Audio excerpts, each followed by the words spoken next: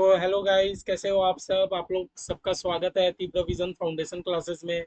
और आप सब जानते ही हो, मैं कि आशु अग्रवाल, आप लोग का अकाउंट्स ट्यूटर।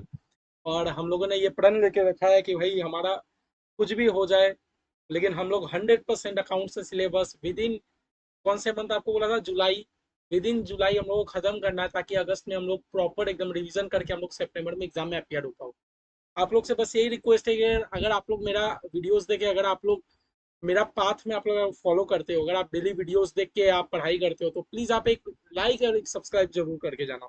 और हो सके तो अपने फ्रेंड को भी रिकमेंडेशन देना, अगर आपको बहुत अच्छा लगे तो। ठीक है। जैसा कि आप लोग जानते हैं, क्योंकि हम लोग अपना चैप्टर 1 में ही थे, और चैप्टर 1 का अभी तक हम लोग यूनिट 2 कर रहे हैं, क्योंकि यूनिट 2 को हम लोग बहुत स्लो चल रहे हैं, ये मुझे भी फील हो रहा है। लेकिन मैं एक ही बात जानता हूँ कि खड़ा सोना जितना बनना है, तो सूरज जितना तपना होगा, है ना। खड़ा सोना अगर आपको बनना है तो तपना होगा ना ज्यादा।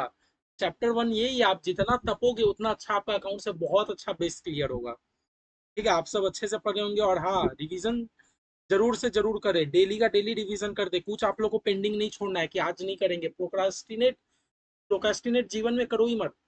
देखो, प्रोक्रास्टिनेट होना बहुत अच्छा बात है, लेकिन कभी कभी वो आपके लिए क्या हो जाता है, बहुत ना खराब हो जाता है। आप कुछ चीजों को इतना टाल देते हो कि एट द एंड, जब मतलब आपको रियलाइज होता है तो बहुत लेट हो जाता है। तो अपने जो भी आप करो, आप अपने बाउंड्री लिमिट्स में रखे करो, मेरा तो आपसे यही निवेदन है। तो देखो, चैप्टर 1 का जो हमारा यूनिट 2 था, हम लोग उसे बहुत कुछ पढ़ चुके थे। हमारा चैप्टर का क्या नाम था, accounting concepts, convention and principle, ऐसा ही था। लास्ट दिन मैं आपको डुअल कॉन्सेप्ट से एंडिंग कराया था, और मैं आपको एक सम्स भी दिया था डुअल कॉन्सेप्ट में करने के लिए। बट मुझे ये थोड़ा सा फील हुआ, अपना वीडियो देख के मुझे थोड़ा सा फील हुआ कि डुअल कॉन्सेप्ट मुझे आपको और आज फिर बताना चाहिए। ठीक है। तो इसीलिए आज हम लोग कॉस्ट कॉन्सेप्ट जो हम लोग बाकी रखे थे, हम लोग वो तो करेंगे ही, साथ ही साथ हम लोग अपना डुअल कॉन्सेप्ट भी आज कर ही लेंगे। ठीक है बेटा। ठीक है। रुको, मुझे सेटअप कर लेने दो 1 मिनट। तो आज हम लोग अपना डुअल कॉन्सेप्ट भी साथ साथ कर लेंगे। ठीक है। अब आपका बेसी नहीं है, और अब मैं आपका खाली 2 क्लास लूंगा, एक आज का लूंगा और एक नेक्स्ट क्लास लूंगा, और आपका ये चैप्टर 1 का यूनिट 2 एकदम निपटा दूंगा। और उसके बाद जब हमारा सारा यूनिट्स हो जाएगा, एक धुआंधार हम लोग मैराथन कंडक्ट करेंगे, जिसमें मैं कोशिश करूंगा कि विद इन 3 to 4 आवर मैं आपको पूरा चैप्टर 1 एकदम समरी में सम्स के साथ करवा दूं। और उसके बाद आरटीपी एमटीपी पास्ट पेपर में क्या क्या क्वेश्चन आया है वो भी मैं आप लोगों को कराऊंगा। बस आप लोग मेरे को जुड़े रहिए, अकाउंट्स के लिए आप लोग को कोना कोना मैं आप लोग को अकाउंट्स करवा दूंगा। आप लोग को जरा सा भी कोई दिक्कत नहीं होगा। ठीक है। चलिए मेरे भाई, आज हम लोग बिना वेस्ट किए, आज हम लोग टाइम वेस्ट किया, हम लोग आज आते हैं हमारे कॉस्ट कॉन्सेप्ट के ऊपर। देखो, कॉस्ट कॉन्सेप्ट हमें क्या बताता है। बोलता है, by this concept the value of an asset is to be determined on the basis of historical cost, that is acquisition cost. Cost concept हमें ये बताता है कि आप कोई भी एसेट अगर आप एक्वायर करते हो, तो आप उसको किस वैल्यू पे रिकॉर्ड करोगे। लाइक मान लो आपने बिजनेस शुरू किया था 2000 सन 2000 पे। सन 2000 छोड़ो ना, अभी 2025 चला, आपने बिजनेस शुरू किया था 2024 में। और आपने बिजनेस शुरू करने के लिए आपने फर्नीचर खरीदा। फर्नीचर का वैल्यू था 10,000 रुपया। तो आप तो उसको बुक में 10,000 में लिख दिए। फिर 2025 आते आते आपको पता चला ना, भैया मेरा फर्नीचर का वैल्यू ना 10 तो था, लेकिन अब वो हो गया 15,000। तो अब आप उसको फिर 15 कर दिए। 2026 आया, अब बोले भैया मेरा फर्नीचर ना अब तो 20,000 का हो गया है। अब उसको 20 पे रिकॉर्ड कर दिए। क्या ऐसा हर साल हम लोग अपना वैल्यू चेंज ऊपर नीचे करते आ रहे हैं? क्या ये राइट है? आप खुद बताइए। क्या आप बिजनेस के ओनर, आप एक सही डिसीजन ले पाएंगे अगर हर साल आपका ऐसे वैल्यू ऊपर नीचे हो पाएगा? तो आप तो एक जगह स्टिक ही नहीं हो, आप तो 10 जगह खाली वैल्यू चेंज कर रहे हो। ये this concept is very wrong. तो हमें अकाउंट्स ये क्या सिखाता है, अकाउंटिंग के कॉन्सेप्ट हमें ये बताते हैं कि आप कोई भी एसेट का वैल्यू हिस्टोरिकल कॉस्ट पे रिकॉर्ड करना। भैया हिस्टोरिकल कॉस्ट मतलब कितना दाम में आप उसको खरीदे थे, एक्विजिशन कॉस्ट पे रिकॉर्ड करो। एक्विजिशन कॉस्ट पे आप उसको खरीदते टाइम, एक्वायर करते टाइम कितना रुपया पे किए थे, आप उतना ही दाम पे रिकॉर्ड करो। समझ आया? कुछ नहीं बोला मैंने बस आपको 2 चीजें बताया। आपने 2023 में मान लो ये मोबाइल खरीदा। आपने मोबाइल कितने का खरीदा? भैया मैंने तो मोबाइल 10 का खरीदा। 2024 में ये मोबाइल हो गया 12,000 का। आप फिर अपना अकाउंटिंग में मोबाइल को 10 का 12 कर दे रहे हो। 2025 आते आते आपको पता चला मेरा मोबाइल अब 15 का हो गया है। आप फिर उसका वैल्यू चेंज करके 15 कर रहे हो। हमें बार बार अपना एसेट का वैल्यू भैया चेंज नहीं करना होता है, क्योंकि अकाउंटिंग के कॉन्सेप्ट हमें ये सिखाते हैं कि आप कोई भी एसेट को किस वैल्यू पे रिकॉर्ड करोगे, हिस्टोरिकल कॉस्ट पे। हिस्टोरिकल कॉस्ट मतलब भैया एक्विजिशन कॉस्ट पे रिकॉर्ड करोगे, बेटर, वेरी मच बेटर। चलो हमें इतना तो समझ आ गया, आगे एग्जांपल देखेंगे तो और अच्छे से समझ आ जाएगा। बोला although there are various measurement base, accountant traditionally prefer this concept. बोला बहुत सारा तरीका हो सकता है, आपको जिस तरह करना है करो। आप हर साल वैल्यू चेंज कर दो, आप हर साल वैल्यू चेंज कर दो। आपका इस साल आपको लगता है आपके मोबाइल 10 का, आप 10 पे रिकॉर्ड करो। अगले साल आपको लगता है 12 का है, 12 पे रिकॉर्ड करो। उसके बाद साल आपको लगता है 13 का है, 13 पे रिकॉर्ड करो। लेकिन नॉर्मली हमारे अकाउंटेंट क्या प्रेफर करते हैं, ये वाले कॉन्सेप्ट। क्योंकि बेटा समझो ना, हमारे बिजनेस में सिर्फ एक एसेट नहीं होते हैं ना, कितने सारे एसेट होते हैं। और आपके पास हर साल सब एसेट के लिए आप क्या अलग, कुछ कुछ एसेट का तो वैल्यू डेली चेंज होता है, लाइक डेली चेंज होता है। तो क्या आप डेली उसका वैल्यू चेंज करोगे अकाउंट से? भैया पॉसिबल नहीं है। तो हम लोग क्या करते हैं नॉर्मली, हम लोग एक्विजिशन कॉस्ट पे ही रिकॉर्ड कर देते हैं। एक्विजिशन कॉस्ट मतलब भैया कितने रुपए में हमने अक्वायर किया था। Good when example, when a machine is acquired by paying ₹5 lakh, आपने एक मशीन खरीदा 5 लाख पे। Following cost concept, the value of the machine is taken as 5 lakh. हाँ, अगर आप कॉस्ट कॉन्सेप्ट फॉलो करोगे तो आप उसको कितने रुपए पे रिकॉर्ड करोगे, 5 लाख पे। क्योंकि भैया आपने तो खरीदा था 5 लाख पे, रिकॉर्ड भी हम कितना पे करेंगे, 5 लाख पे, है ना। लेकिन मान लो आपने 5 लाख में खरीदा था और आपने 5 लाख में रिकॉर्ड भी कर दिया। 2 दिन बाद आपको पता चला मेरा मर्सिंग का तो मार्केट वैल्यू 4.5 लाख है। क्या हम लोग अब उसको 4.5 कर देंगे? नहीं भैया, कुछ नहीं करना। जब तक मशीन आपके यहाँ से बिकेगा नहीं, तब तक आपका एसेट कॉस्ट पे ही, एक्विजिशन कॉस्ट पे ही रिकॉर्ड होगा। मेरे भाई, बात समझ रहे हो? फिर मैं बताता हूँ। आज मैंने मशीन खरीदा 5 लाख का, 2 दिन बाद ही मुझे पता चला भाई मेरा मशीन तो अब मार्केट में 4.5 का हो गया है। तो आप क्या मशीन का वैल्यू कम कर दोगे? ना ना, आपने 5 लाख में खरीदा था ना, आपको 5 लाख पे ही रिकॉर्ड करना है। फ्यूचर में जब 2 साल 4 साल बाद जाके आप मशीन को बेचोगे, उस टाइम का बात है कि हम लोग कॉस्ट माइनस प्रॉफिट, हम कॉस्ट माइनस सेलिंग प्राइस, हम लोग का कितना प्रॉफिट आया कि गेन आया। लेकिन जब तक हम लोग मशीन को बेच नहीं रहे हैं, और जब तक हम लोग का एसेट हमारे बिजनेस में कुछ वर्क कर रहा है, तब तक हम लोग को अपना एसेट्स को रिकॉर्ड करना है एक्विजिशन कॉस्ट पे। समझ गए? बेटर। बोला it is highly objective and free from all bias. हाँ, अगर आप कोई भी मशीन को, मान लो मैं आपको एक एग्जांपल दे रहा हूँ, आप बोले it is highly objective free from all bias. देखो, ये कॉन्सेप्ट को अगर आप फॉलो करते हो तो देखो इसमें कोई का वो नहीं है, कोई का सेल्फ इंटरेस्ट भी नहीं आ रहा है। जैसे आपने मशीन खरीदा 5 लाख का, आप उसको 5 लाख पे रिकॉर्ड कर दिए, तो भैया आपके पास तो एविडेंस है ना, आपके पास एविडेंस है कि देखो मैंने, अब कुछ तो बिल है ना आपके पास कि देखो मैंने 5 लाख का खरीदा था। लेकिन अगर आप ये कॉन्सेप्ट फॉलो नहीं कर रहे हो और आप क्या कर रहे हो, हर साल आप वैल्यू ऊपर नीचे कर रहे हो, तो आप कैसे प्रूव कर पाओगे कि मेरा कितना का है? नहीं समझे? देखो 2024 में आपने मशीनरी खरीदा 5 लाख का, आज 2025 में जाके आपको मशीन का वैल्यू जो भी रहे, लेकिन आपके बुक्स में कितना का शो हो रहा है, 5 लाख का।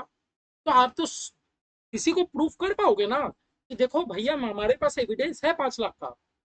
लेकिन मान लो आपने 5 लाख का खरीदा था, लेकिन 2025 आते आते आपने मशीन का वैल्यू 7 लाख कर दिया। क्यों 7 लाख कर दिया? कि भैया मार्केट में मुझे तो पता चल रहा है कि मेरा मशीन तो 7 लाख में बिकेगा। तो कैसे आप प्रूव कर पाओगे कि मेरा मशीन का 2 लाख वैल्यू बढ़ गया? कोई बोलेगा 7 लाख हो गया, कोई बोलेगा 8 लाख हो गया, कोई बोलेगा 9 लाख हो गया। अलग अलग लोग अलग अलग बात। आज मोबाइल में अगर मेरा मोबाइल का जो वैल्यू है, एक दुकान बोलेगा 10,000, एक दुकान बोलेगा 12,000, एक दुकान बोलेगा 9,000। तो अगर आप कॉस्ट कॉन्सेप्ट में फॉलो करोगे ना, तो आपके पास तो बिल है शो करने के लिए कि भैया मार्केट में जो भी रेट चले, मैंने तो इतना पे खरीदा था। लेकिन अगर आप कॉस्ट कॉन्सेप्ट फॉलो नहीं करते हो, तो आपको तो बहुत कंफ्यूजन क्रिएट हो जाएगा। आप कैसे एस्टिमेट कर पाओगे कि मेरा मोबाइल का वैल्यू कितना है? आप तो एस्टिमेट नहीं कर पाओगे, और एस्टिमेट ही नहीं कर पाओगे तो रिकॉर्ड कैसे करोगे मेरे भाई? है ना। तो इसीलिए बोलते हैं अगर आप कॉस्ट कॉन्सेप्ट फॉलो करते हो तो बहुत ऑब्जेक्टिव और सारे बायस से ये फ्री है। क्यों? क्योंकि आप जितना पे रिकॉर्ड कर रहे हो ना, आपके पास प्रॉपर एविडेंस है कि देखो मैंने इतना पे रिकॉर्ड किया है, मेरे पास इतना का बिल है। समझ रहे हो? आगे क्या बोल रहा है, other measurement basis are not so objective. हाँ, अगर आप कॉस्ट कॉन्सेप्ट को नहीं लेके आप कोई अदर मेजरमेंट लेते हो तो वो उतना ऑब्जेक्टिव नहीं है। क्यों? क्यों नहीं है? क्योंकि मान लो मैंने मोबाइल खरीदा था 10,000 पे, आपको लगता है कि मेरा मोबाइल मार्केट है 14,000 का वैल्यू है, तो आपने कितना पे रिकॉर्ड कर दिया, 14 पे कर दिया ना। आप कैसे प्रूफ करोगे कि ये 14 पे बिक ही जाएगा? कोई बोलेगा 14, कोई बोलेगा 15, कोई बोलेगा 16, कोई बोलेगा 20, कोई बोलेगा 10। तो बहुत ऑब्जेक्टिव नहीं है वो इतना, और उसे बायस भी बहुत छुपा रहता है क्योंकि उसमें आपका सेल्फ इंटरेस्ट आ जाता है।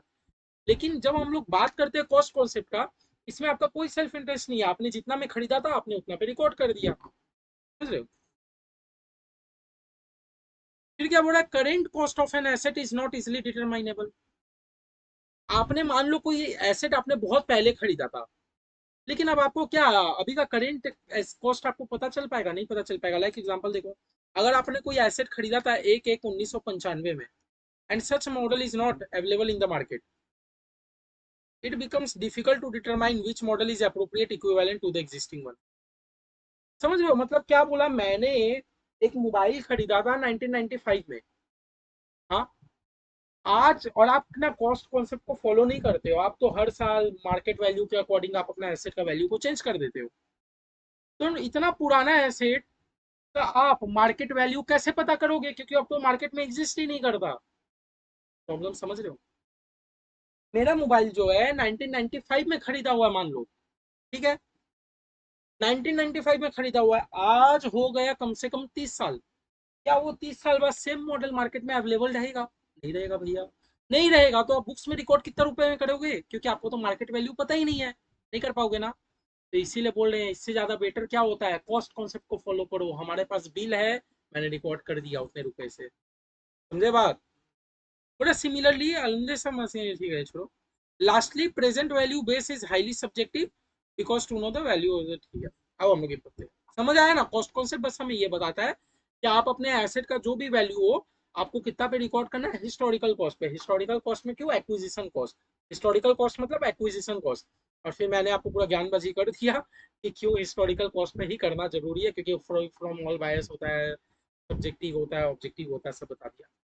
लेकिन क्या बोल रहा है, हर चीज में देखो कुछ ना कुछ एडवांटेज अगर आपको मिलेगा, तो ऑब्वियसली मेरे भाई उसके पीछे पीछे छोटा भाई डिसएडवांटेज भी खड़ा होगा। थोड़ा इसके पीछे लॉट ऑफ डिस्टॉर्शन है, मतलब कुछ तो आपको डिसएडवांटेज हर चीज में मिलेगा ना मेरे भाई। क्या डिसएडवांटेज है, थोड़ा in an inflationary situation. Inflation मतलब आप समझते हो, महंगाई। हर साल क्या होता है ना कोई प्रोडक्ट का महंगाई बढ़ते रहता है। मैंने 1995 में खरीदा था मोबाइल 500 रुपए में। देखो आज के, आपको पता होगा हमारी मम्मियाँ कहानी सुनाती थी कि बेटा 1998 में तो हम लोग 10 पैसा में 10 गोलगप्पे खा लिया करते थे, लेकिन आज के दिन में हम लोगों को 10 गोलगप्पे खाने में कम से कम 20 रुपए लग जाएंगे, है ना, 20 की 30 भी लग सकते हैं। तो आप ये समझ रहे हो कि 1990s वाले जमाने से और आज 2025 में कितना इन्फ्लेशन बढ़ चुका है ना। हो सकता है उस टाइम मोबाइल 10-10 रुपया में आता हो, एग्जाम्पल दे रहा हूँ, उस टाइम मोबाइल 10 रुपए में आता हो, लेकिन आजकल को तो मोबाइल भैया 10,000 12,000 पे आता है। लेकिन आप फॉलो कर रहे हो मेरे भाई कॉस्ट कॉन्सेप्ट, तो आपके बुक्स में अभी भी वो मोबाइल कितने रुपए में नजर आ रहा है, जितने रुपए में आपने खरीदा था, कितने रुपए में, 10 रुपए पे। ये भगवान, ये क्या हो, नहीं समझे। सिंपल सी बात बोल रहा हूँ, 1995 में आपने एक एसेट खरीदा था 10 रुपए का, क्या आज भी वो एसेट का वैल्यू 10 रुपया है? ना भैया, आज तो कम से कम वो एसेट 10,000 का होगा। तो आपके बुक्स में 10 का 10,000 हुआ नहीं हुआ भैया, क्योंकि हम लोग तो कॉस्ट कॉन्सेप्ट फॉलो करते हैं। कॉस्ट कॉन्सेप्ट हमें यही बताता है कि जितने रुपए में एक्विजिशन किया तो उतने रुपए में रिकॉर्ड कर दो। तो हमारे बुक्स में भी वो एसेट अभी भी 10 रुपए का ही नजर आ रहा है मेरे भाई।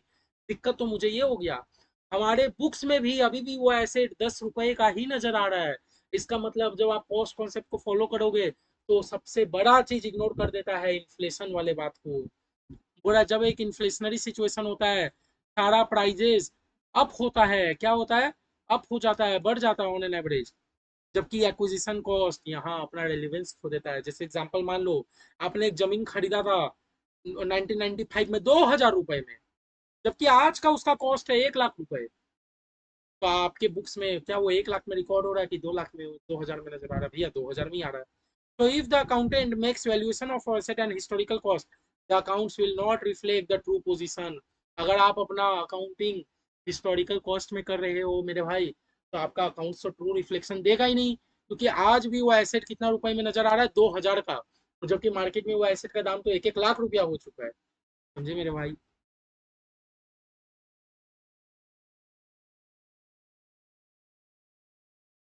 बोल रहा है हिस्टोरिकल कॉस्ट बेस्ड अकाउंट्स में लूज कंपेरेबिलिटी। हाँ, आप कंपेयर कर पाओगे क्या दो कंपनी के बैलेंस शीट को? जैसे मैं आपको एग्जांपल दे रहा हूँ, मान लो ये कंपनी है,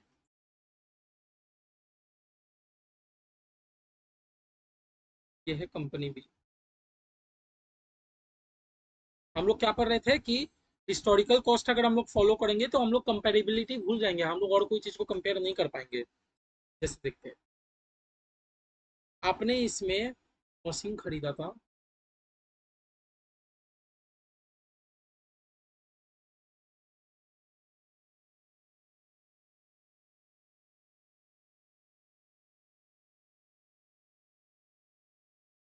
तो कंपनी बी में आपने मशीन खरीदा ईयर 2020 पे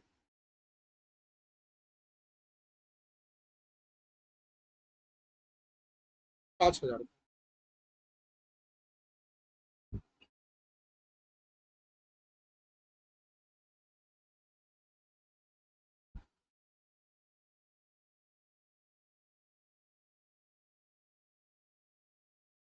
दोनों कंपनी के पास क्या है, सेमी मशीन है। तो आज आप एक बात बताओ, अगर मुझे देखो कंपनी ए ने एक मशीन खरीदा साल 2000 पे, कितने रुपए का, 100 रुपए का। और कंपनी बी में साल 2020 में एक मशीन खरीदा 5,000 रुपए का। एग्जाम्पल है मेरे भाई। तो आज मुझे ये बताओ कि in terms of asset, in terms of machinery, कौन से कंपनी ज्यादा बेटर है? आपके मुंह से तो निकलेगा हाँ भैया company B, company B, company B, company B. क्यों, कंपनी ए भी हो सकता है बेटर है। जबकि हम लोग यहाँ पर कंपेयर इसीलिए नहीं कर पा रहे मेरे भाई कि हमारे अकाउंटिंग तो कॉस्ट कॉन्सेप्ट फॉलो करके रखे थे। हाँ, हो सकता है कंपनी ए के पास जो मशीन है आज वो भी 5-6 हजार का वैल्यूएशन हो, लेकिन ये तो 2 साल 2000 के हिसाब से कॉस्ट कॉन्सेप्ट में रिकॉर्ड करके रखे हैं ना। समझ रहे हो? तो आप कंपेयर नहीं कर पाओगे। समझा क्या बोला? कि हिस्टोरिकल कॉस्ट कॉन्सेप्ट से आप कंपेयर कर ही नहीं पाओगे, क्योंकि एक बुक्स में एसेट का दाम तो बहुत पुराना दाम में रिकॉर्ड है, जब वो खरीदा था 20 साल आगे। एक बुक्स में तो करेंट करेंट का रिकॉर्ड है, क्योंकि वो अभी करेंट में खरीदा है। जैसे मान लो मिस्टर एक्स इन्वेस्ट किया 1 लाख रुपए एक मशीन में 1995 में, जो 50,000 cash inflow during the year. क्या बोला?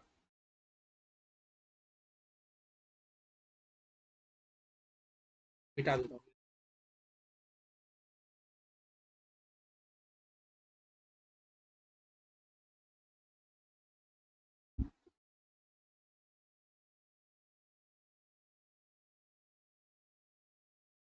हाँ, क्या बोला है?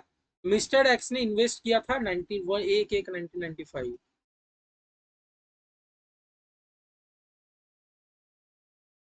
ने क्या किया, मिस्टर एक्स ने इन्वेस्ट किया ₹1 लाख इन ए मशीन। कर लिया। बोल रहा है ये मशीन के इन्वेस्ट करने से क्या हुआ, इसको 50,000 रुपए कैश फ्लो हो रहा था। ठीक है, ₹50,000 कैश इनफ्लो, मतलब इसने इन्वेस्ट किया और इसको हर साल 50,000 रुपया का एटलीस्ट मुनाफा हो रहा है। जबकि मिस्टर वाई ने इन्वेस्ट किया 5 लाख रुपया साल एक एक 2005 में।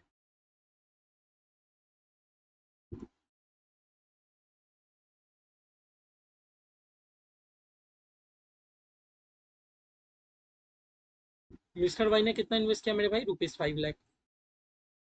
हाँ, जिससे इसको 50,000 रुपया कैश इनफ्लो होता है ड्यूरिंग द ईयर। और इसका भी कैश इनफ्लो कितना है, 50,000।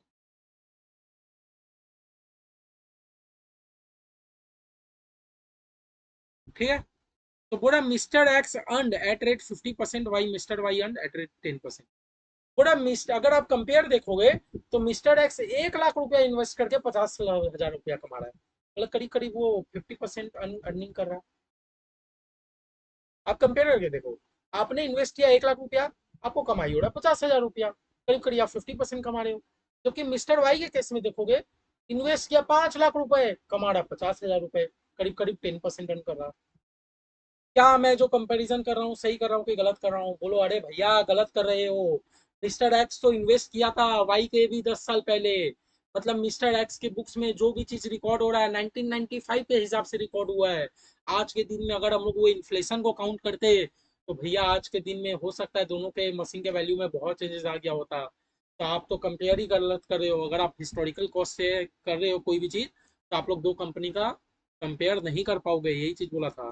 तो बोला कौन ज्यादा एफिशिएंट है आप बता सकते हो? बोला since the asset are recorded at historical cost, result are not comparable, obviously it is a corollary to A. आप कंपेयर तो नहीं कर पाओगे मेरे भाई। सी नंबर क्या बोलता है? बोलता है सी नंबर क्या बोलता है? बोलता है many asset do not have acquisition cost. हाँ, सी एसेट वही, सी नंबर वही बात बोलता है कि आपके ऑर्गेनाइजेशन में बहुत सारा एसेट है, बहुत सारा एसेट है। लाइक मान लो कौन सा ह्यूमन रिसोर्स, आपके स्टाफ भी तो एक एसेट है। लेकिन आपको तो उसका एक्विजिशन कॉस्ट पता ही नहीं। ये भी चीज इसमें दिक्कत हो जाता है। Human asset of an enterprise are an example. आपके जो ऑर्गेनाइजेशन में ह्यूमन एसेट है वो भी तो एक एसेट ही है। लेकिन क्या आप उसको बुक्स में रिकॉर्ड करते हो? नहीं। क्यों? क्योंकि उसका कोई एक्विजिशन कॉस्ट ही नहीं है मेरे भाई। This cost concept fail to recognise such asset. ठीक है, समझ आ गया ओवरऑल इसका डिसएडवांटेज क्या है? देखो एग्जाम में आ सकता है, ये कॉस्ट कॉन्सेप्ट अच्छा से देख लेना। तो कॉस्ट कॉन्सेप्ट ओवरऑल हमें यही बताया कि भाई आपके कंपनी में, आपके बिजनेस में, आपके ऑर्गेनाइजेशन में जो भी आपके पास एसेट है, आप उसको किस वैल्यू पे रिकॉर्ड करोगे भैया? हिस्टोरिकल कॉस्ट पे। हिस्टोरिकल कॉस्ट मतलब एक्विजिशन कॉस्ट, किस साल आपने एक्विजिशन किया था। भले ही आपका कोई भी इन्फ्लेशन छा रहा है, आपका कोई भी मतलब साल दर साल आपका वैल्यू चेंज हो रहा है, हमें कोई दिमाग नहीं लगाना। हमें एक्विजिशन किया था, हमने उतने दाम पे रिकॉर्ड कर दिया, जिसका हमारे पास प्रॉपर इनवॉइस भी होता है, जो कि फ्री फ्रॉम बायर्स होता है और सब्जेक्टिव भी होता है। लेकिन भैया बहुत सारे डिसएडवांटेज भी है। आपने तो मशीन एक्वायर किया था 1995 में, आज के दिन में तो उस मशीन का इन्फ्लेशन अगर जोड़े, मार्केट वैल्यू जोड़े, तो मशीन का वैल्यू कितना चेंज हो गया होगा।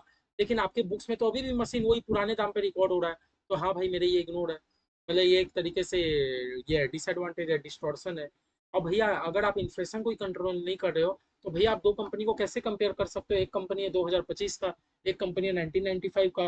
दोनों के पास ही सेम मशीन है, लेकिन आज इसका बुक्स में मशीन बहुत कम दाम में शो हो रहा है, इसके बुक्स में ज्यादा दाम में शो हो रहा है। कंपेयर करना भाई मेरे बहुत मुश्किल हो जाएगा। तीसरा बात हम लोग क्या पढ़े कि आपके ऑर्गेनाइजेशन में बहुत सारे ऐसे एसेट है जो कि रियली में एसेट है। कौन? आपके ह्यूमन। ह्यूमन भी तो आपके एसेट्स होते हैं, लेकिन हम लोग तो उसको हिस्टोरिकल कॉस्ट कॉन्सेप्ट के हिसाब से रिकॉर्ड ही नहीं करते। क्योंकि हिस्टोरिकल कॉस्ट कॉन्सेप्ट वो बोलता है आप खाली एक्विजिशन, जिस जो एसेट को आपने एक्वायर किया उसी को रिकॉर्ड करो। अब भैया ह्यूमन लोग को तो हम लोग एक्वायर थोड़ी करते हैं, उसका तो कोई एक्विजिशन कॉस्ट है ही नहीं। भैया उस चीज को भी हम लोग रिकॉर्ड नहीं करते। ठीक है, समझ आ रही है मेरे भाई? आओ आगे हम लोग पढ़ते हैं रियलाइजेशन कॉन्सेप्ट है हमारा।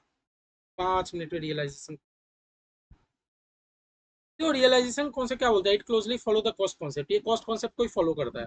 Any change in value of the asset is to be recorded only when business realise it. बोला अगर आपके कोई भी एसेट के वैल्यू पे अगर चेंज हो रहा है, तो आप उसको तभी रिकॉर्ड करना जब बिजनेस रियलाइज कर लेगा। रियलाइज कर लेगा, रियलाइज कर लेगा। फिर से बता रहा हूँ, आप कोई भी चीज के वैल्यू को तभी रिकॉर्ड करना जब वो रियलाइज कर लेगा, मतलब जब आपको पता चल जाएगा कि हाँ मेरा एसेट इतना से ज्यादा नहीं देगा।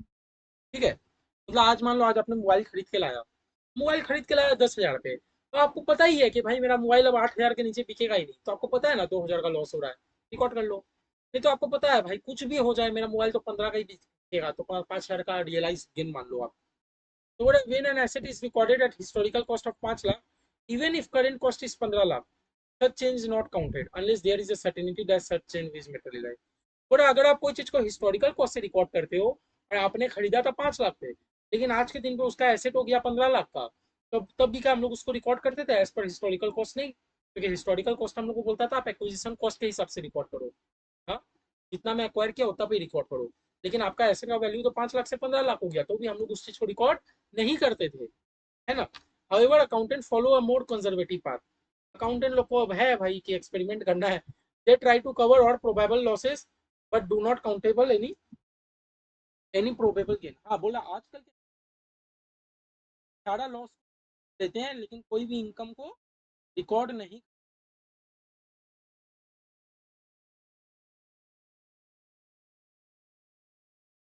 हमारे अकाउंटेंट हमारे अकाउंटेंट लोग तो बहुत तेज है। वो लोग क्या करते हैं आगे आप लोग को मैं बताऊंगा, सारे लॉसेस को रिकॉर्ड कर लेते हैं लेकिन इनकम को रिकॉर्ड नहीं करते। आगे बताऊंगा, बेसिक डीप में जाओ। दिस इज टू से if accountant anticipate decrease in value account it. ठीक है, अब आगे वो बता रहे हैं, वो छोड़ो, अकॉर्डिंग टू आगे हम लोग डीप में इसका पढ़ेंगे। देखो एग्जांपल खाली आप समझो रियलाइजेशन क्या होता है। मिस्टर एक्स ने परचेज किया था एक लैंड 1995 में 2000 में, it's current market value is 1,02,000, ठीक है।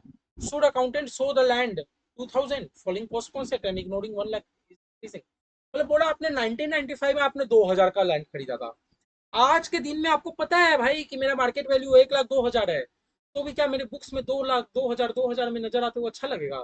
तो पहला तो क्या है, आप क्या कर सकते हो, आप 2 ही हजार का दिखाओ, 2,000 रुपया कहाँ से आया होगा, आप कैपिटल लगाए होंगे तो ही आया होगा।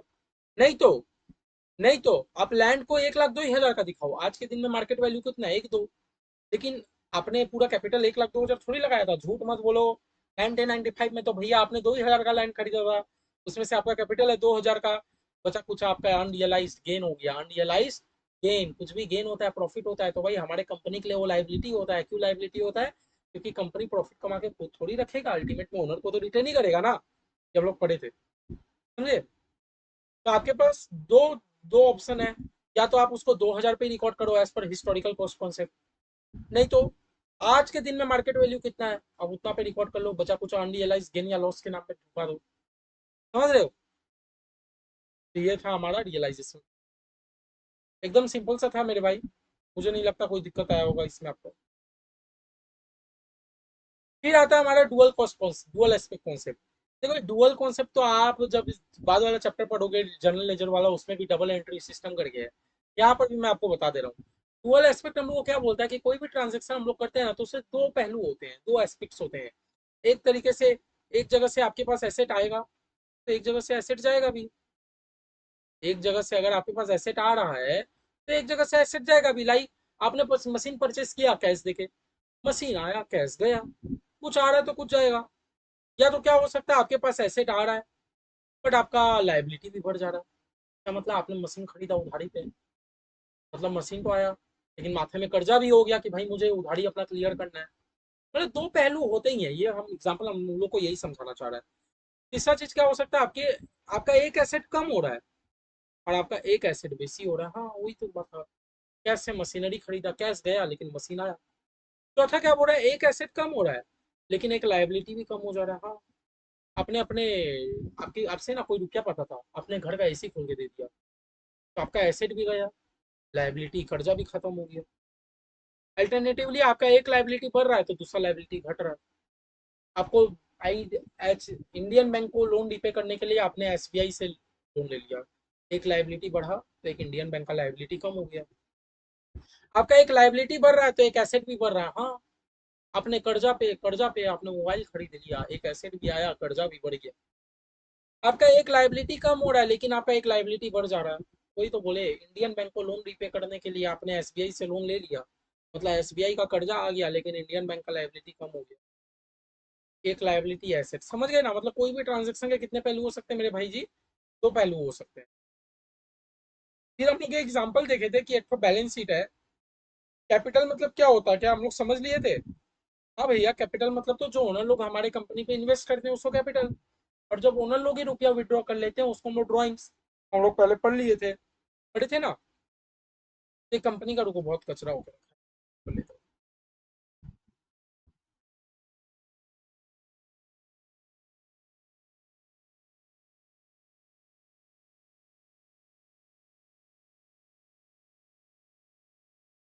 फिर से एग्जाम्पल दूंगा।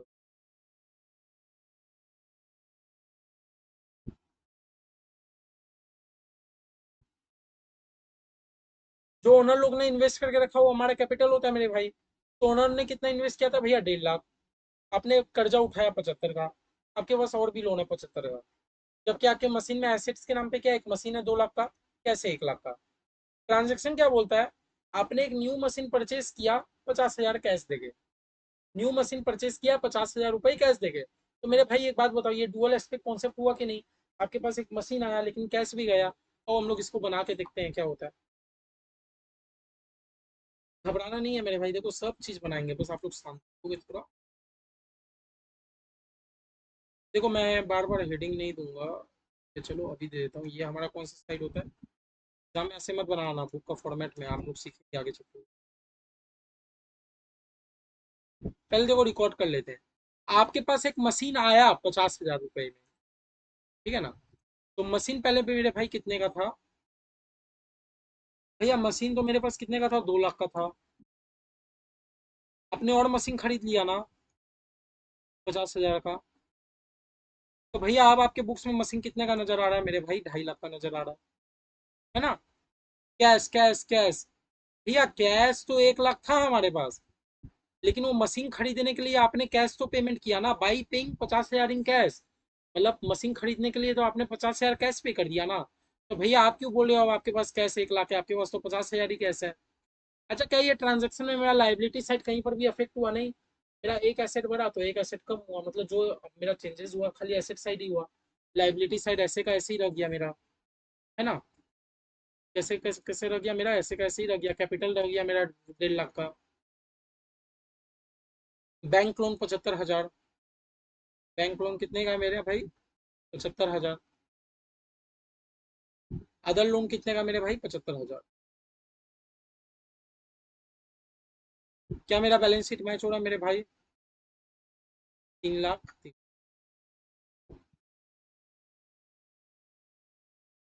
मैच हो गया ना?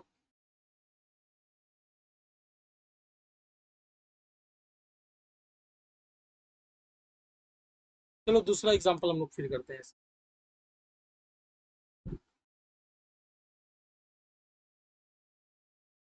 ये मेरा कौन सा साइड था? लायबिलिटीज। एग्जाम में दे देगा 5 नंबर का, तो बताओ बोनस नंबर है कि नहीं, फ्री का नंबर जिसको बोलते हैं। बोला एक न्यू मशीन आपने परचेज किया उधारी पे। कैश कब पे किया नहीं पता, लेटर ऑन, लेटर ऑन किया होगा बाद में। मुझे नहीं पता, मैंने तो उधारी पे खरीदा। तो आपका एक एसेट पे आएगा, एक लायबिलिटी, दो डुअल एस्पेक्ट हो गया। आपने एक मशीन खरीदा ना 50 हजार का, तो मेरे भाई मशीन अब 2 लाख, 2 लाख क्यों बोल रहे हो? 2 लाख का तो मशीन था, 50 हजार का मशीन और आ गया ना। मेरे भाई मशीन तो 2.5 लाख का हो गया। अच्छा, कैश कैश कैश कैश तो भैया मेरा 1 लाख का 1 लाख ही है, क्योंकि मैंने तो कैश तो पेमेंट किया ही नहीं। मैंने कैश कहाँ पेमेंट किया? मैंने तो उधारी पे लिया। क्या ओनर ने कुछ रुपया और इन्वेस्ट किया? ना भैया, ओनर तो हमारा रुपया देके भूल चुका है। उसने तो कुछ इन्वेस्ट ही नहीं किया। अच्छा, लोन आपने उधारी पे खरीदा ना, तो उधारी पे खरीदा ना। हाँ, ऑन क्रेडिट तो हम ये दिखा दे। मतलब आपने मान लो कोई लोन ही लेके बैंक से ही लोन लिया होगा, बैंक से कितने का लोन लिया होगा? 50 हजार का। तो पहले आपने बैंक से लोन कितने का रखा था? 75 हजार। आपके माथे पे 50 का और कर्जा आ गया, मतलब आपका एक 25 का हो गया लाइबिलिटी। और अदर लोन आपका 75 हजार का चल ही रहा। अदर लोन चल रहा है ना मेरे भाई 75 हजार का। अब मैच करो, 3.5 लाख। इस साइड भी कितना हो गया मेरे भाई? देखो ना, एक्चुअली मैच क्यों हो रहा है? मैच करने का देखो कारण इसलिए क्योंकि हम लोग डुअल एस्पेक्ट कॉन्सेप्ट को अच्छा सा फॉलो कर रहे हैं। हमारा एक एस्पेक्ट आ रहा है तो एक एस्पेक्ट जा भी रहा है। ठीक है। सिमिलरली सी नंबर देखो क्या बोल रहा है, कि आपने कैश पे किया बैंक लोन को रीपे करने के लिए, तो आपका एक जगह से लोन कम हुआ, एक जगह से कैश कम हो गया 50 हजार का। देख लो। मशीन आपका उतना का उतना ही है, कैश आपका 1 लाख का था, लेकिन आपने तो बैंक लोन के लिए रिपे कर दिया, कैश आपका 50 हो गया। कैपिटल उतना ही है, आपने याद है 50 हजार का कैश मतलब बैंक लोन रिपे कर दिया, अदर लोन इतने का। लास्ट क्या बोलता है? Increase in bank loan, decrease in bank loan भाई 50 हजार। लास्ट क्या बोलता है? कि आपने नया बैंक लोन को उठाया अदर लोन पे करने के लिए। नया बैंक लोन उठाया अदर लोन, तो अदर लोन याद है आपके 50 75 हजार का था, लेकिन आपने तो अदर लोन रिपे कर दिया 50 हजार का। ये 50 को रिपे करने के लिए आपने नया बैंक लोन उठा लिया 50 का। देख लो, कुछ हाथी बुरा नहीं। तो है वैसे ही है। कोई दिक्कत?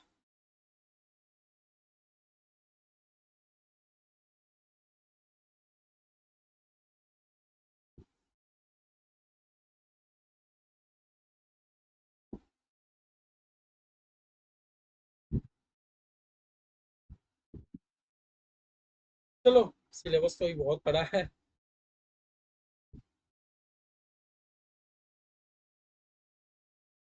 लो इक्वेशन, 1 मिनट में भाई।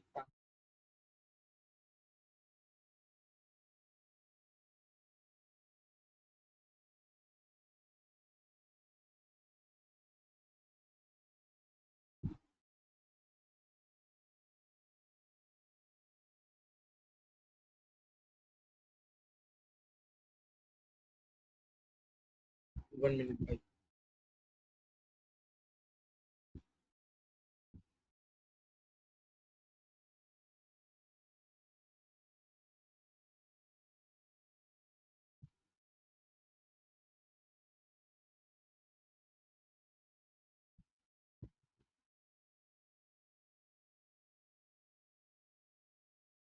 मुझे देख के आप लोग ही मोबाइल चलाने लगे।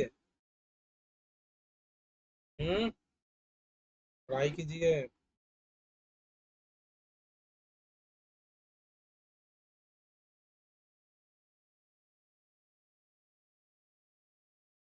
चलो, देखो मैंने आपको एक तो इक्वेशन ये समझाया था कि equity plus liability equal to asset. ऐसा क्यों?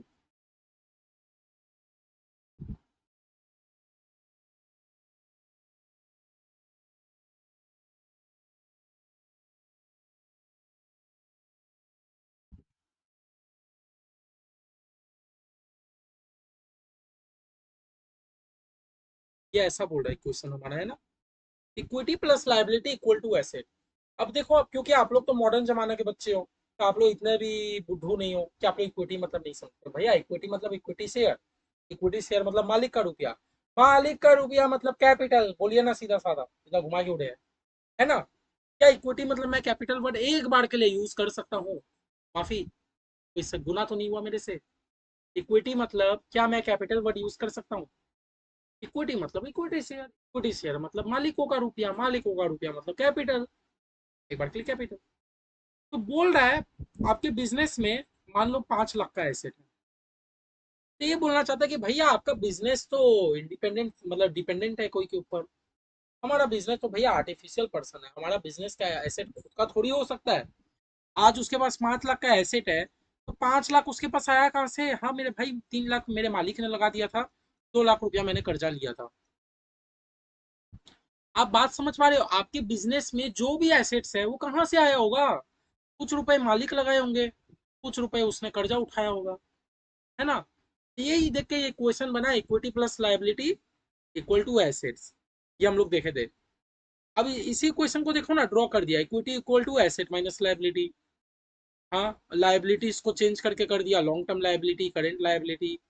तो आपको बस उतना ध्यान नहीं रखना, आप एक ही बात याद रखना, equity plus liability equal to asset. ठीक है, इस बेस पे हम लोग एक बार सम्स कर लेते हैं, प्रैक्टिस करने के लिए आप लोग को दिया था। बना तो अच्छा बात है, कोई नहीं बना तो कोई बात नहीं, हम लोग दोबारा बनाएंगे भाई। देखो, हम लोग क्या बोला, develop the accounting equation from the following information. बोला कैपिटल, हमें क्या करना है, हम मेरा दूसरे साल का कैपिटल ये लोग छुपा के रख दिया, ओके।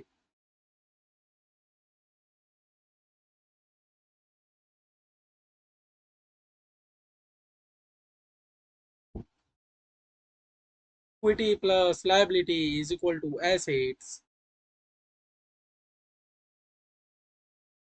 देखो क्या बोल रहा है, find out the profit for the year. अच्छा, मतलब इस साल आपके कितने प्रॉफिट हुए थे, and balance sheet for the year. अच्छा, मतलब आपको 2021 का आपको प्रॉफिट पता करना है, और 2022 का आपको पूरा वेल ड्राफ्टेड आपको बैलेंस शीट भी आपको ड्रॉ करने हैं। ठीक है, कोई बात नहीं, हम लोग प्रॉफिट ड्रॉ कर देंगे। प्रॉफिट बनाने में क्या है, फॉर द ईयर इतना इतना इतना, उल्टी इक्वल टू प्रॉफिट। 275, 275 हो गया, हो गया।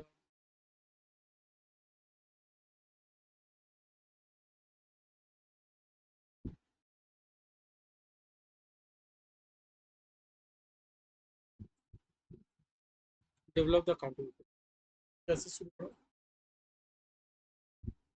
देखो इधर ही करते हैं, साल 2021 के लिए। साल 2021 के लिए आप तीन चीज पता करो मुझे। इक्विटी कितने का है? भैया इक्विटी मतलब तो मैंने ओनर जितना इन्वेस्ट किया था। ओनर ने कितना इन्वेस्ट किया था? 1 लाख रुपए। फिर भैया इक्विटी की plus liability equal to asset, तो भैया अब लाइबिलिटी बता दो, मेरे बिजनेस में कितने लाइबिलिटीज है?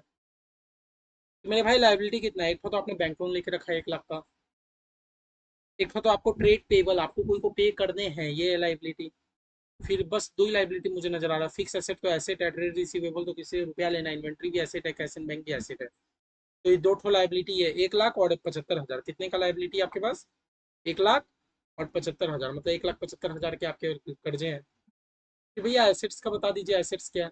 पहले तो आप ये पता करो आपका एसेट कौन कौन सा है। फिक्स एसेट तो एसेट है ही, ट्रेड रिसीवेबल भी एसेट है, इन्वेंट्री मतलब स्टॉक भी एसेट है, कैश भी आपका एसेट है। टोटल एसेट कितना हो गया, 1,25,75, 2,00,000, 270 और 5,000, 2,75,000। एसेट्स कितने का है, 2,75,000 का। मुझे भैया इतना समझ आ गया। ये साल 2021 का केस है ना। देख लो ये आपका मैच हो रहा होगा, equity plus liability equal to assets. क्या हमारा इक्वेशन मैच हो रहा है। हम लोग जो पढ़ के आए थे भैया, हमने क्या पढ़ के आया था, equity plus liabilities equal to assets, ये पढ़ के आया था ना। इक्विटी कितने का भैया, 1,00,000 का। लायबिलिटी कितने का भैया, 1,75 का। एसेट्स कितने का आपके पास, 2,75 का। क्या दोनों इक्वल टू हो रहा है, हाँ भैया, देयरफॉर इक्विटी प्लस लायबिलिटी भी मिला के आपका 2,75 का हो रहा है, और एसेट तो आपका 2,75 का है ही। यही तो हमारा इक्वेशन था। और मैंने आपको क्या करके दिखा दिया, प्रूफ। मैंने नहीं एक्चुअली किया हुआ है, भाई तो कॉमन है, कोई भी कर लेगा। तो ये भैया हो गया 2021 का केस। 2022 का केस बताइए चुपचाप आप। चलो 2022 में क्या आपको इक्विटी पता है। सर मुझे इक्विटी तो नहीं पता। ठीक है छोड़ो, इक्विटी नहीं पता, क्या आपको लायबिलिटीज पता है। देखो जितना हो सके उतना चीज हम लोग ढूंढेंगे। भैया लायबिलिटीज आपको पता है, चेक करते हैं भैया। 1,00,000 का तो ये कर्जा है बैंक लोन, 70,000 का आपका ये कर्जा है, बाकी तो सब एसेट आपने देखे थे। तो भैया लायबिलिटी कितना है, 1,00,000 और 70,000, 1,70,000 का आपका लायबिलिटी है। भैया एसेट्स कितने का, एसेट्स बता दीजिए। बाबू मेरे, एक तो फिक्स एसेट आपका एसेट्स है, ट्रेड रिसीवेबल भी एसेट है, ये भी एसेट है, और कैश एट बैंक भी एसेट है। तो आपको टोटल एसेट कितना हो गया, 1,10 और 80, 1,90, 1,90 80, 270, 270 और 6, 2,76,000 का।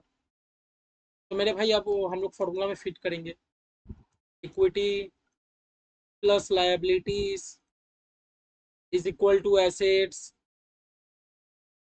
इक्विटी कितने का मेरे भाई, इक्विटी तो मेरे भैया नहीं पता। क्या लायबिलिटी आपको पता है, 1,70 का है। क्या मेरे भाई आपको एसेट पता है, हाँ 2,76 का। तो अब बता दो ना इक्विटी कितना आएगा, माइनस प्लस करके नहीं बताओगे, थोड़ा सा तो मैथ है।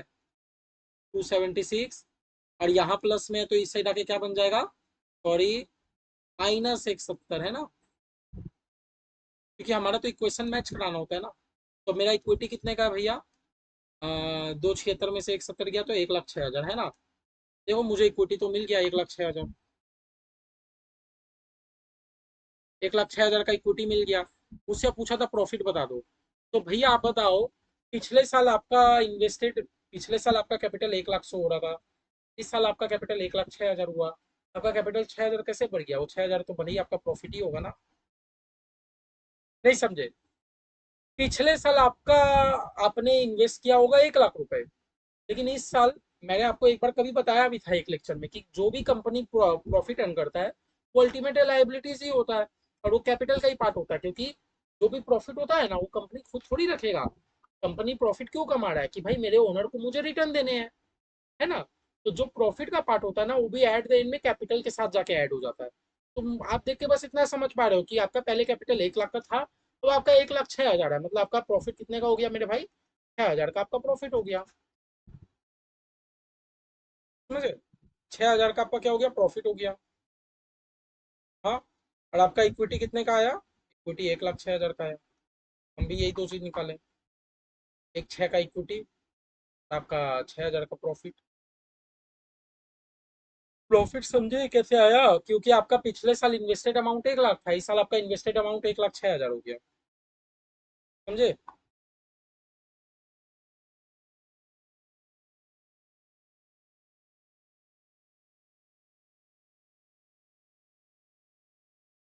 चलो, टॉपिक तो बहुत सारा है, टाइम नहीं वेस्ट करके हम लोग पढ़ते रहते हैं आगे। तो ये समझ गए होंगे आप लोग अच्छे से।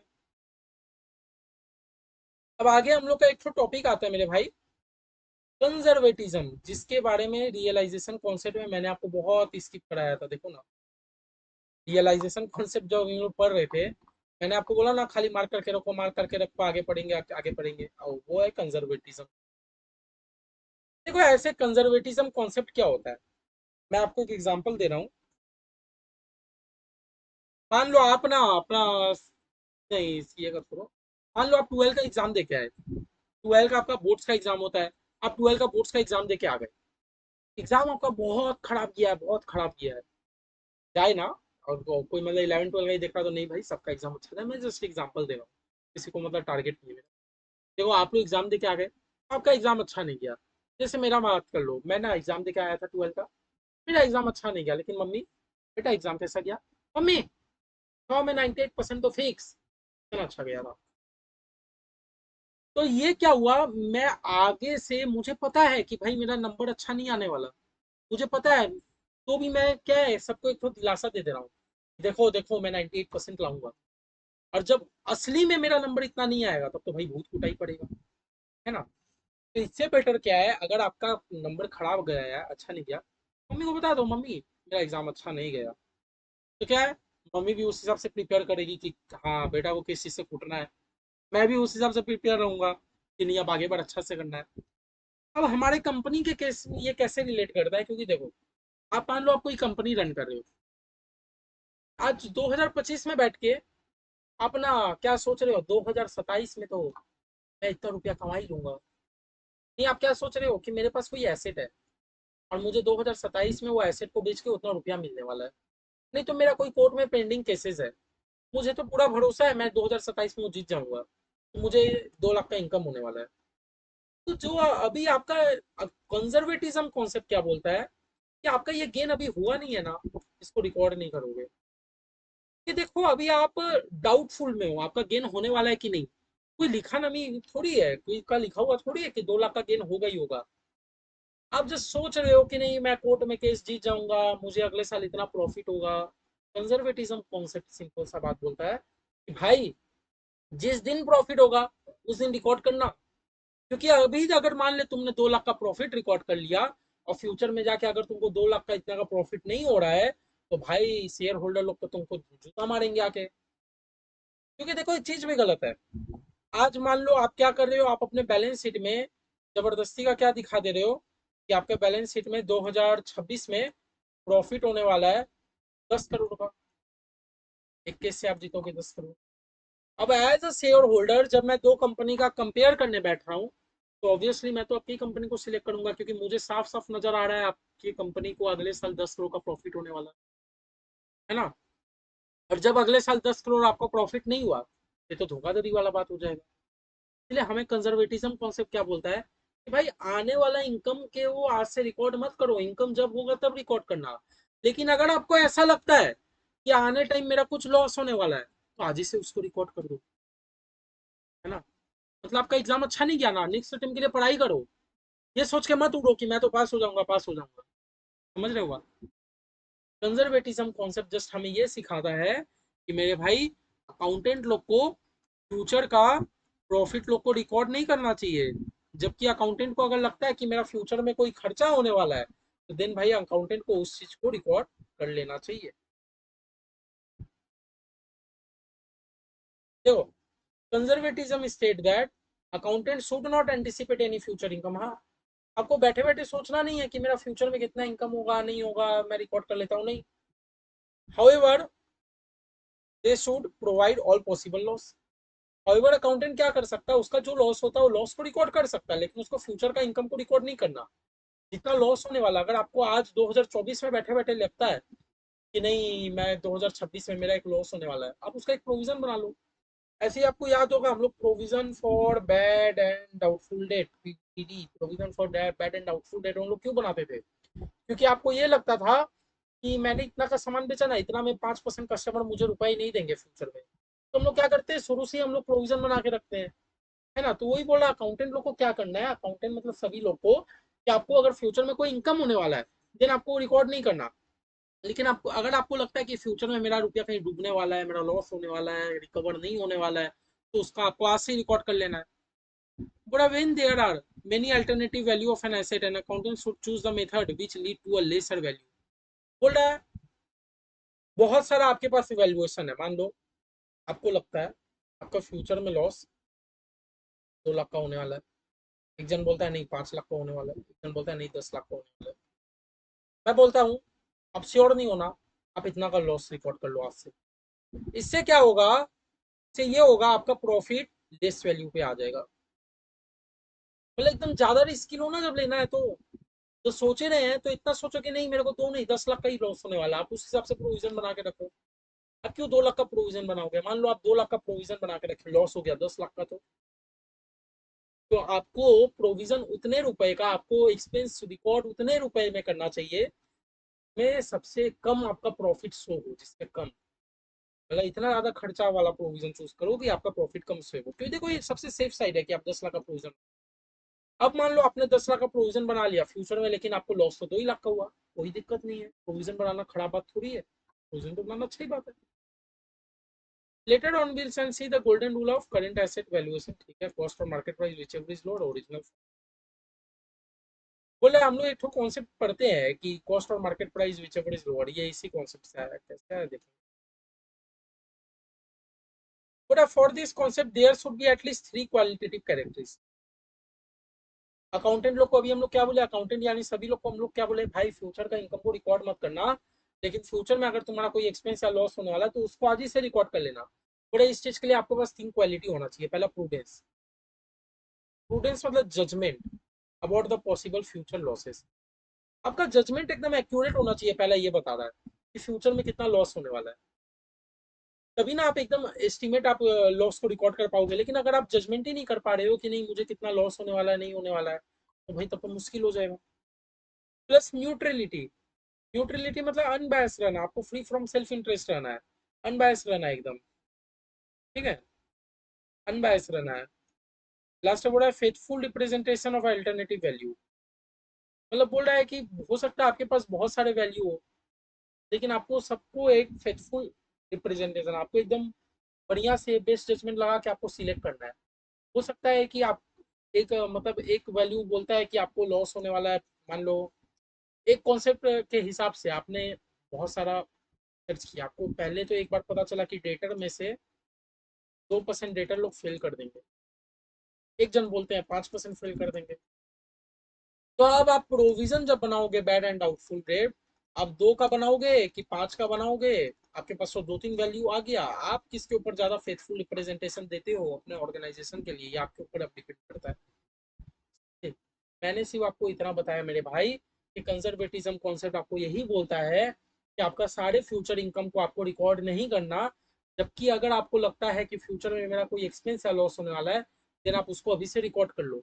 इसके लिए आपके पास 3 ठो कैरेक्टरिस्टिक होना चाहिए। प्रूडेंस, प्रूडेंस मतलब जजमेंट, बेस्ट जजमेंट आपको लगाना होगा कि मेरा फ्यूचर में मतलब अप्रोक्सीमेटली मेरा कितना का लॉस होने वाला है नहीं होने वाला है। फिर दूसरा होता है न्यूट्रलिटी, आपको फ्री फ्रॉम अनबायस रहना है, फ्री फ्रॉम बायस में आपको अपना सेल्फ इंटरेस्ट नहीं लगाना। तीसरा चीज आपको क्या रहना है, आपको फेथफुल रिप्रेजेंटेशन रहना है कि आपके पास बहुत सारे ऑल्टरनेटिव वैल्यू अवेलेबल है, आप किस वैल्यू को चूज करते हो। आपको एक जगह लग रहा है फ्यूचर में इतना का लॉस हो जाएगा, एक जगह लग रहा है इतना का हो जाएगा, आप अपने से बताओ आपको क्या लगता है, आप अपने से सिलेक्ट करो कि कितना का लॉस होने का एस्टिमेशन है, उस हिसाब से हम लोग देखते हैं, ठीक है।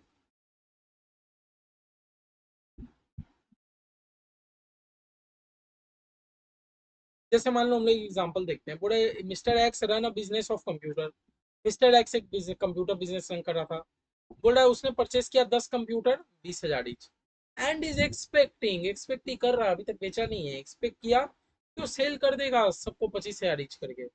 Note that the conservatism principle does not allow to recognise profit on the computer unless the sale has been made. हाँ, कंजर्वेटिज्म कॉन्सेप्ट मेरे भाई वो तो यही बोलता है कि जब तक सेल नहीं हो आप उसको रिकॉर्ड मत करो। और मिस्टर एक्स तो अभी बैठ के खाली एक्सपेक्ट कर रहा है कि मैं इतना में बेच दूंगा, अरे भाई तुम बेचा नहीं है ना, जिस दिन तुम बेचोगे उस दिन तुम रिकॉर्ड कर लो, भले ही उसका फ्यूचर में प्रॉफिट होने वाला है। लेकिन कंजर्वेटिज्म हमें क्या सिखाता है कि फ्यूचर प्रॉफिट को नोट करना है, लेकिन फ्यूचर में लॉस से एक्सपेंस होने वाला है तो रिकॉर्ड कर लेना है।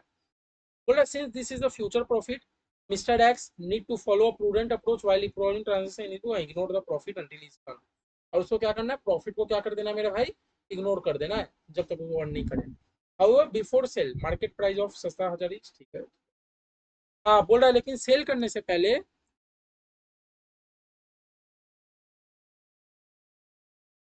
लेकिन मेरे भाई इसने क्या बोला कि सेल करने से पहले आपने खरीदा कितने में था, 20,000 करके खरीदा था, सेल करने से पहले ही मार्केट प्राइस 17,000 करके हो गया, ले 3,000 का तो लॉस। आपने खरीदा था 20,000 में, मशीन बिका भी नहीं, और उसका दाम मार्केट में 17 करके हो गया। तो आपका प्रॉफिट तो नहीं हुआ, लेकिन एक लॉस हो गया ना, तो लॉस को क्या करें, रिकॉर्ड करें कि नहीं करें? हाँ, मिस्टर एक्स को रिकॉग्नाइज करना होगा 3,000 पर कंप्यूटर का लॉस, भले ही उसका सेल हुआ कि नहीं हुआ। हे मेरे भाई, समझे? ये था हमारा कौन सा कॉन्सेप्ट था, हमारा कंजर्वेटिज्म का कॉन्सेप्ट। समझ आया? समझ आया तो चलो अलविदा लेते हैं आप लोग से। देखो, आप लोगों को कुछ भी डाउट हो, आप लोग एकदम बेझिझक मेरे से मेरा WhatsApp number, call number, Instagram, Telegram जो लेना सब ले लो, लेकिन आपका पढ़ाई एक नंबर होना चाहिए, मेरा बस ये टारगेट है। 8585816866 मेरा नंबर है। आज हम लोगों ने खत्म किया अपना कंजर्वेटिज्म तक।